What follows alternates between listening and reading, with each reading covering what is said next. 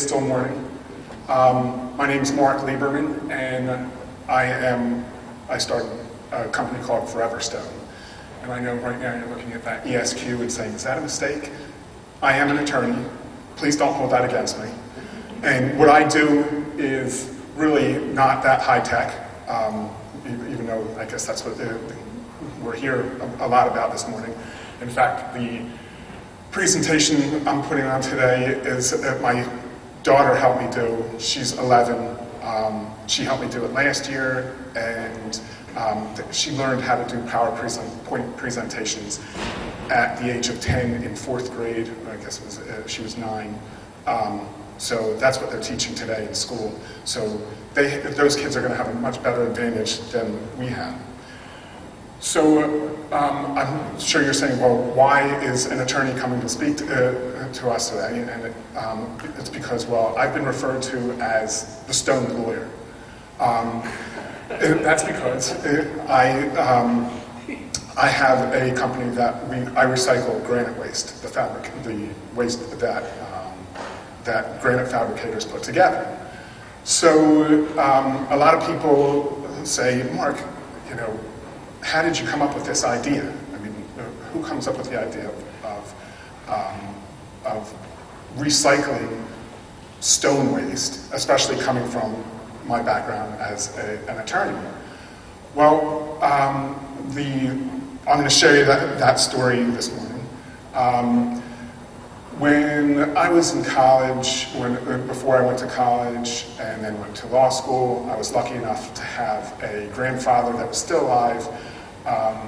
And I would go over to my grandfather's apartment every 2 or 3 weeks on a Saturday or Sunday, and it was a business lesson. So he would sit down and go over rules about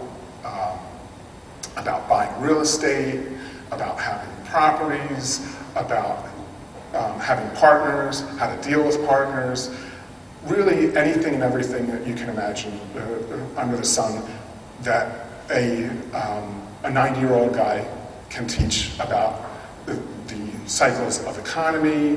And he died in 2000, and he said in 2000 interest rates were going to drop to 2 or 3%, and lo and behold, he was right.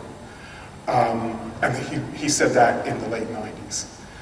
So, but one of the business lessons that really stuck with me was a time when it was in the 90s, we were still using brown paper bags. You know, the grocery bags that everybody used to have. And what he did was he came you know, hobbling in as a 90-year-old guy would do. And he had a brown paper bag with him. Well, there was a whole pile of them in the kitchen that my grandmother would, you know, they stack up in the kitchen, like in everybody's kitchen back then. And he took his hand and undid all the seams and had this big brown piece of paper, and he lays it on the floor and he says, look at that!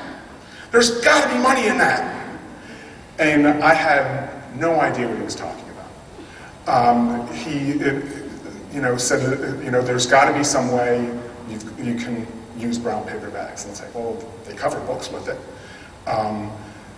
But his explanation of they're throwing it away, mass quantities of it, and people just, you know, people just keep collecting them and then they throw them away.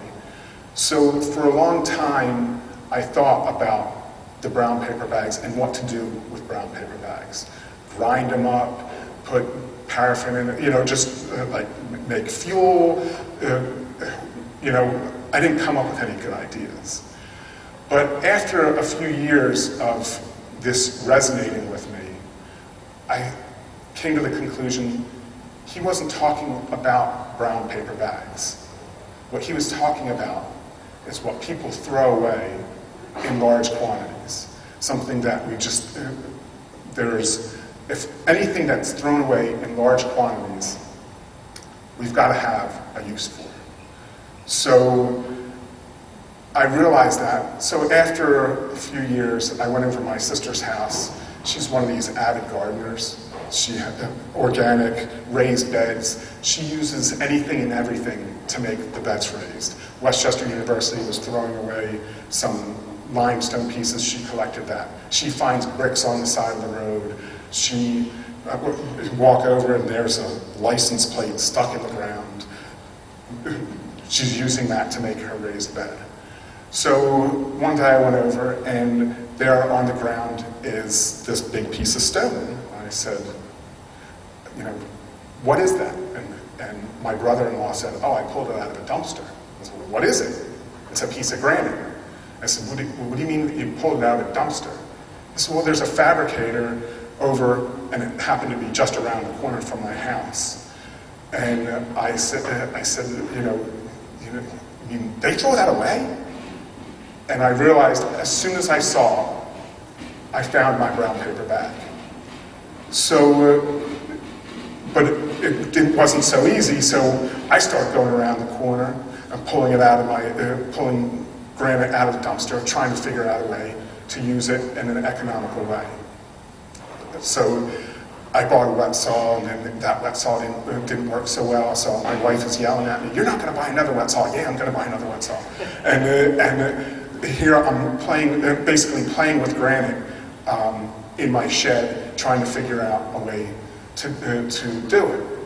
Well, finally I came upon a machine that actually was designed to process waste granite. So I started this business in a small little garage, and now I've moved to a bigger facility, and we collect up a lot of granite.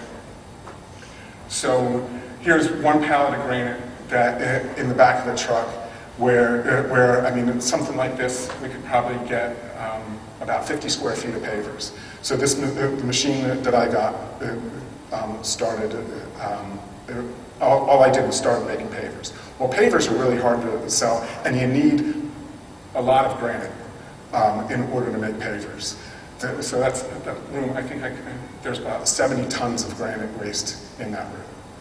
So what really sold me on it was this picture. This is a pool. That's all waste granite.